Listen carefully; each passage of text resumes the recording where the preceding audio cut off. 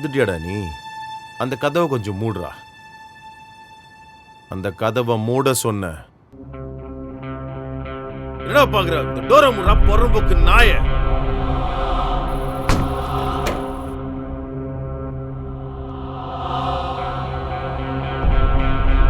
நீ பயப்படாதம்மா, நீ உட்காரு. உனக்கு ஸ்பெஷலா சொல்லணுமா? மூட்டை உட்கார்றா.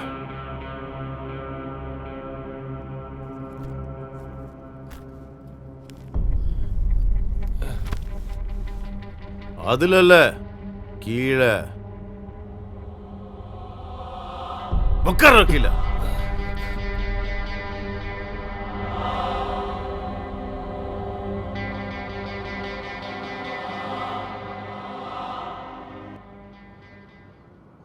டேய், நல்லா இருக்கியா? பதில் சொல்றா. வாயில என்ன வச்சிருக்க?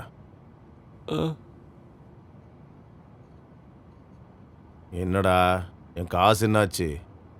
அது எனக்கு கொஞ்சம் டைம் கொடுத்தா ரெடி பண்ணுவேன். ஏன்டா ஃபோன் பண்ணா எடுக்கவே மாட்டேன்ற? அது என்ன சொல்றதுன்னு தெரியல. என்ன மன்னிச்சிருங்கண்ணே.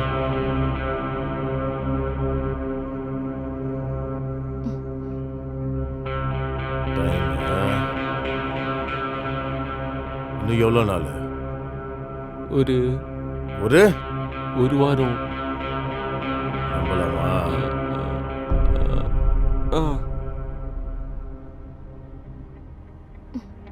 ஒரு வாரத்துல தரலனா என்ன பண்ணலாம் நீயே சொல்லு. இல்லைண்ணே, கொடுத்துட்றேன்.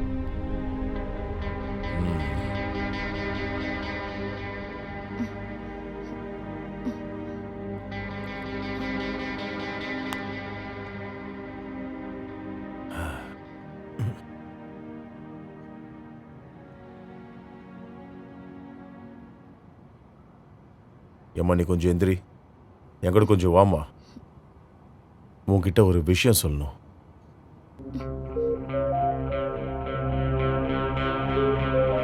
பொண்ணு மட்டும் இல்ல, பெத்து பொலி போட்டுருப்பேன்.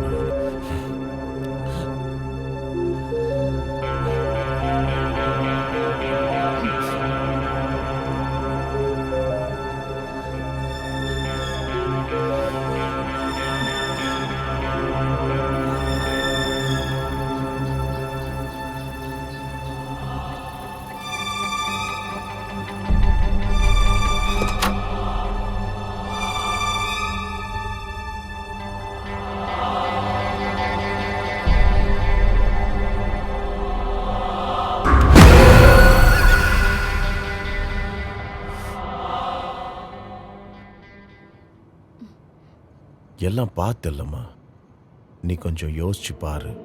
இப்படி ஒருத்தன் கூட என்ன சந்தோஷமா நீ இருந்துட போற சொல்லு.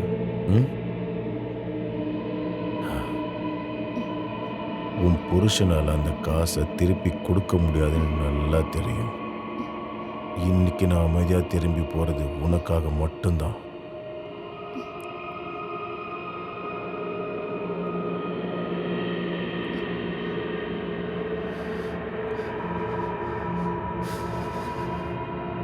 உனக்கு அவன் ஒழுங்கா ஒரு முத்தம் கொடுத்துருக்கானா?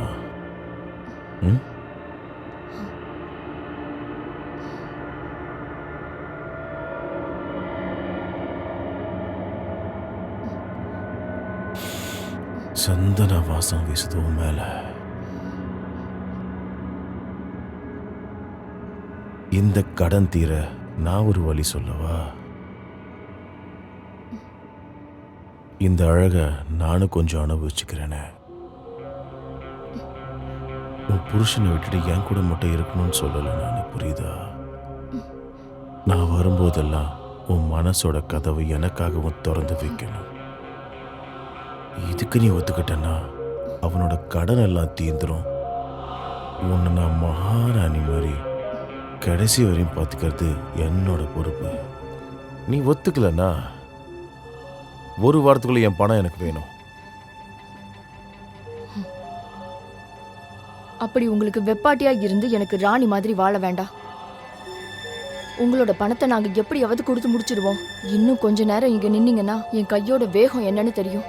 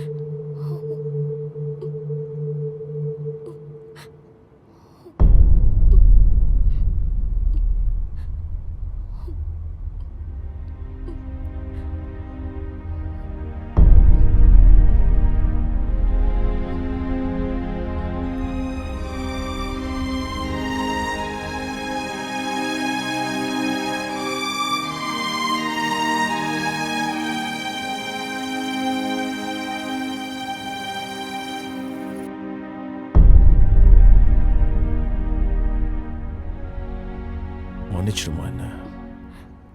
ஒரு வாட்டியாவது உன் உதட்டோட ருசி என்ன அனுபவிக்கலனா என் வாழ்க்கையை அர்த்தம் இல்லாம போயிடும். வட்டு மாமா.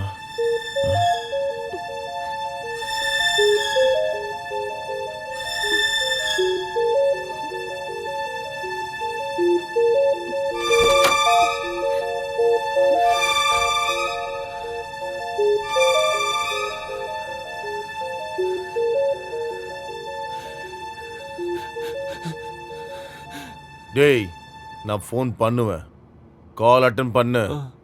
கொஞ்சம் பேச வேண்டியிருக்கும் கூட.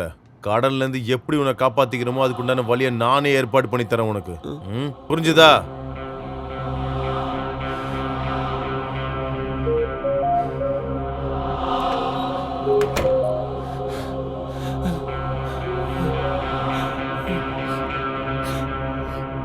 என்னாச்சு? எதுக்கடி அழுவுற? அவர் உங்ககிட்ட எதனா தப்பா நடந்துக்கிட்டாரா? ஏய் இல்ல, நான் நம்ம நிலைமையை நினைச்சு அழுத. ஒரு விஷயம் கேட்கட்டுமா? ஒரு வாரத்துக்குள்ள அவரோட பணத்தை கொடுக்க முடியுமா? அது இப்போ ஒரு வாரத்துக்குள்ள எப்படி முடியும்?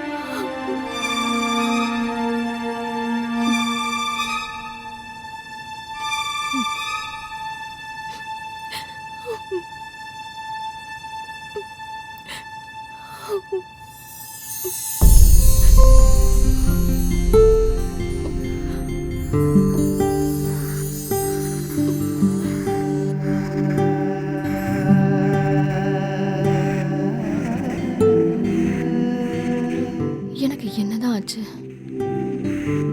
அவர் அப்படி நடந்துகிட்ட போது நான் ஏன் அவரை எதிர்த்து கத்த முன் வரல?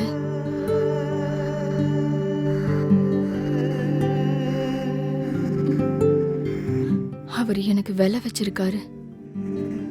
என்னோட உடம்புக்கு, என்னோட மனசுக்கு, என்னோட கனவுகளுக்கு.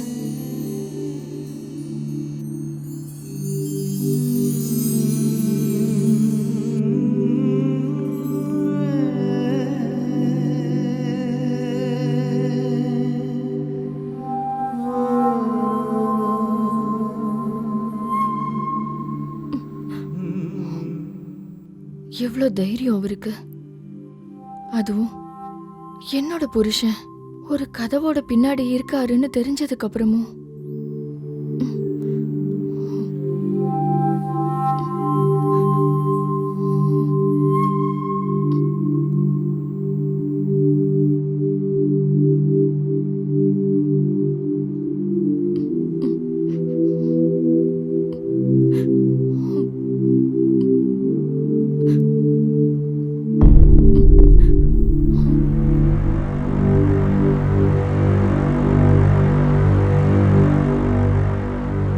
அதிர்ந்து போயிருந்த ராஜாவுக்கும் சபையினருக்கும் முன்னாடி படை தளபதி கிருபாலன் எழுந்து நின்று இவ்வாறு கூறினான். மகாராஜா நீடோடி வாழ்க. இந்த சபதத்தை அடியேன் ஏத்துக்கிறேன்.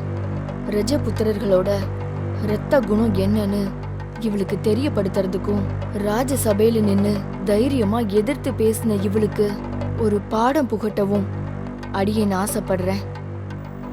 அந்த புறத்து பெண்கள் கூட படுக்கை அறையில் என்னை கண்டு பயப்படுற விஷயத்த சந்தோஷத்தோட தெரிவிச்சுக்கிறேன்.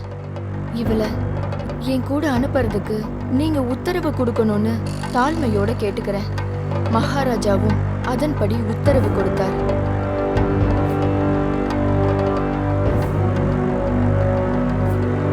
ராத்திரி தன்னோட அந்தப்புறத்துல நிர்வாணமா மந்தாகினி படுத்திருந்தா.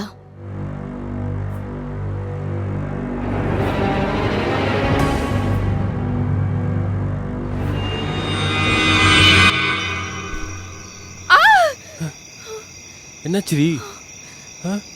என்ன கனவு கண்டியா? ஏய், ஒன்றும் இல்லை.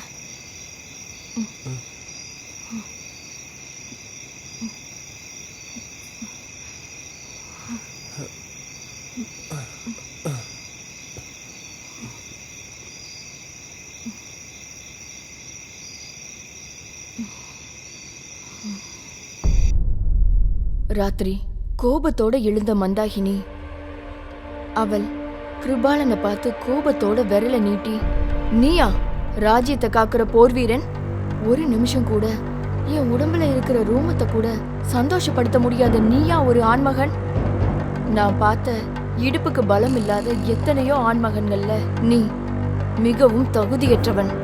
இன்னும் என் முன்னாடி நின்னு அசிங்கப்படாம நீ வெளியே போ.